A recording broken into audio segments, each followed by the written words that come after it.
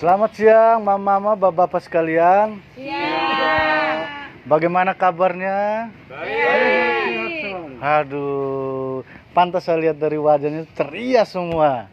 Iya, Oke, jadi kita berjumpa kembali hari ini. Saya senang. Pertama, kabarnya mama mereka sehat. Yang kedua, ekspresinya juga ceria. Sebelum kita mulai ke tahap ini yang akan kita bicarakan, alangkah baiknya kita awali dengan doa. Doa kita sesuai dengan agama dan kepercayaan kita masing-masing. Berdoa mulai. Selesai. Oke, kita mulai biar suasana kelompok hari ini agak semangat.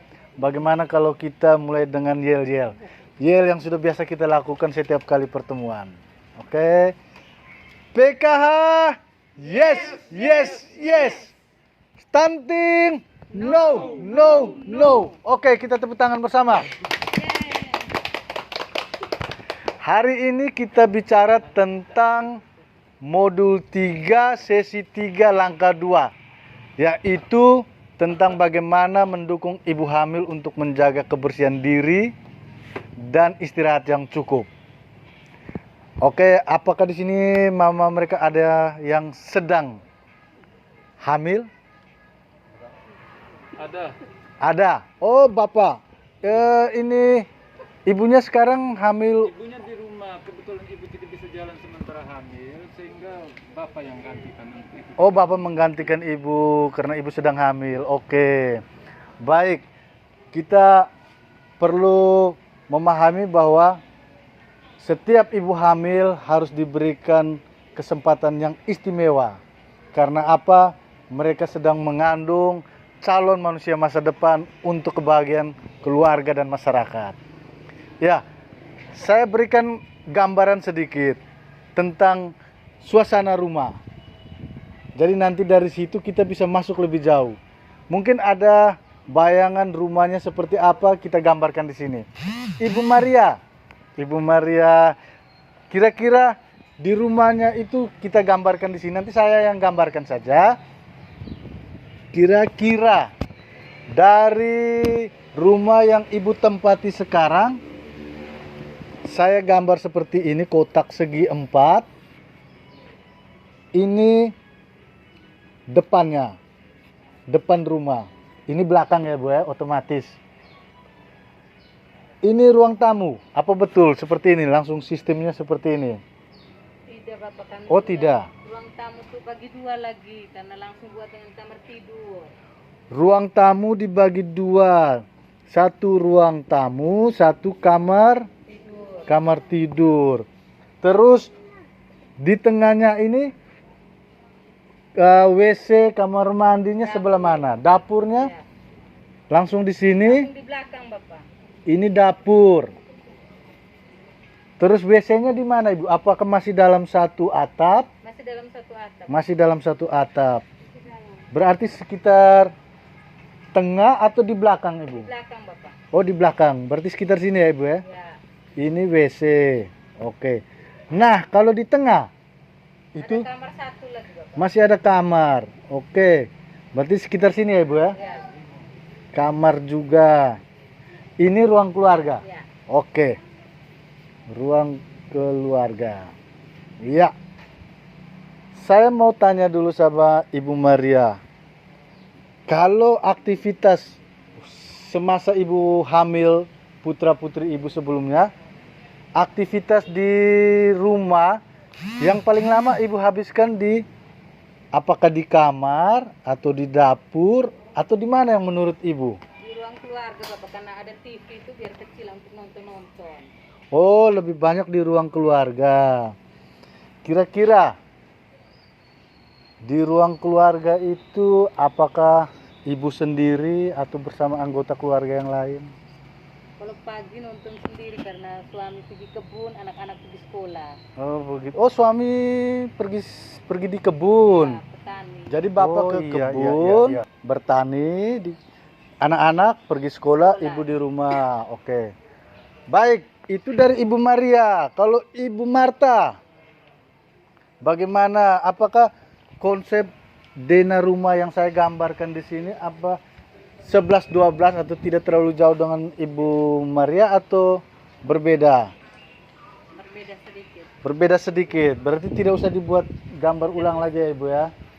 Aktivitas, kalau boleh kita diskusi, aktivitas selama masa kehamilan waktu Ibu mengandung putra-putri itu sebelumnya.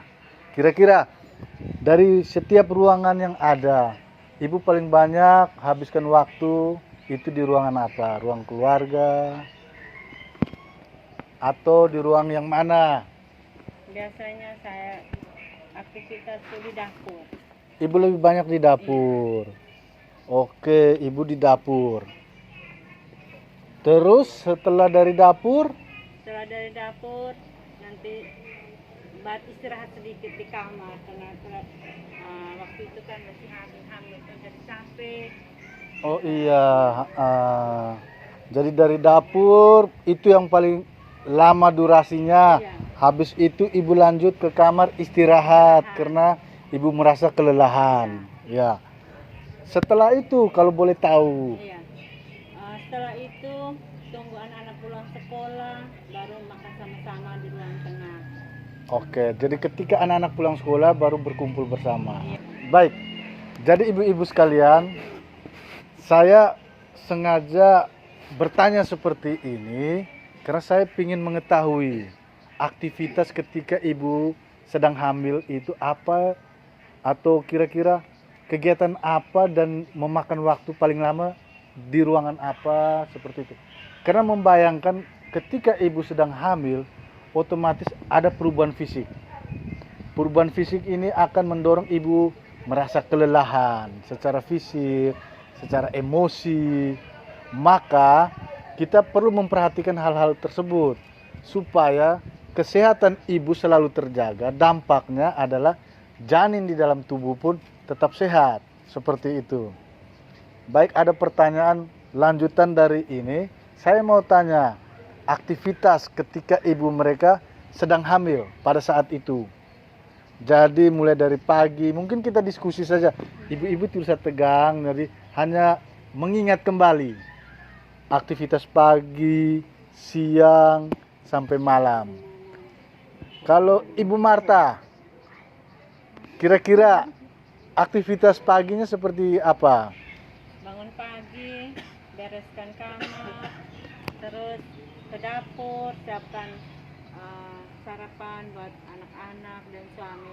Kebetulan saya punya suami ini tukang, jadi dia seperti pagi kerja orang punya rumah. Oh begitu. Kita beri tepuk tangan dulu. Oke.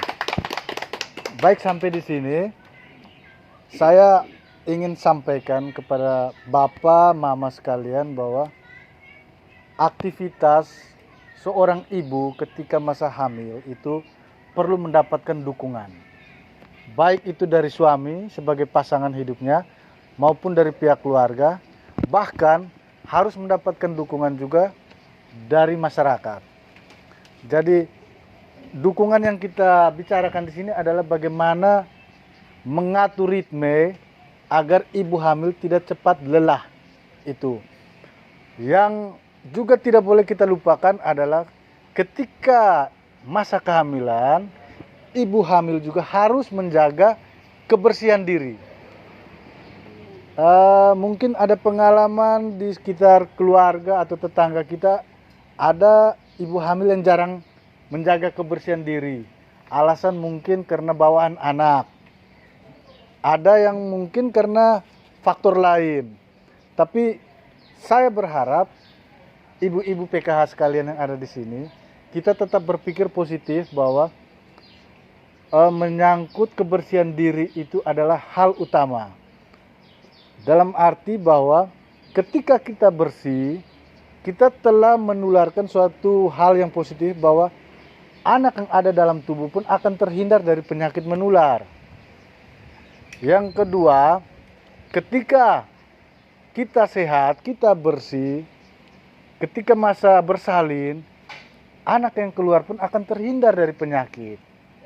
Bahkan ketika anak sudah lahir, pola hidup bersih akan berdampak pada anak. yaitu anak akan terhindar dari penyakit dan hidup sehat.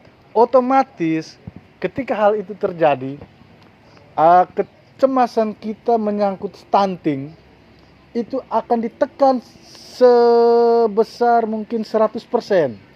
Karena satu langkah itu kita sudah lakukan. Jadi masalah stunting bisa diatasi dengan pola menjaga keseimbangan waktu istirahat. Yang kedua itu adalah bagaimana mengatur diri dengan pola hidup bersih. Kira-kira sampai di sini. Supaya saya jangan berbicara sendiri, bagaimana kalau kita berdiskusi?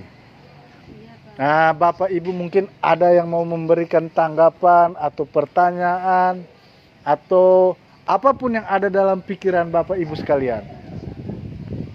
Bagaimana? Saya persilakan. Kalau tidak ada, berarti saya berpikir kita semua setuju. Kalau setuju, kita tepuk tangan sebentar. Oke. Saya pikir mungkin materi tentang modul 3 sesi 3 langkah 2 bagaimana mendukung ibu hamil untuk menjaga kebersihan diri dan mendukung ibu untuk beristirahat yang cukup bisa kita pahami bersama. Maka modul 3 sesi 3 langkah 2 ini saya rasa cukup. Terima kasih atas perhatian ibu bapak sekalian, mama bapak sekalian. Kita tutup materi ini dengan bersama-sama kita yel-yel sekali lagi. PKH, yes, yes, yes. Stunting, no, no, no. Kita beri tepuk tangan bersama.